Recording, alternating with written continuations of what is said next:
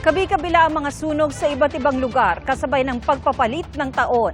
Sa Cavite, sumiklab ang sunog ilang oras bago ang pagpasok ng 2024. Naabaw ang isang bahay at barbershop sa harap nito na kapwa wala ang mga may-ari na mangyari ang insidente. Inaalam pa ng mga otoridad ang sanhi ng sunog.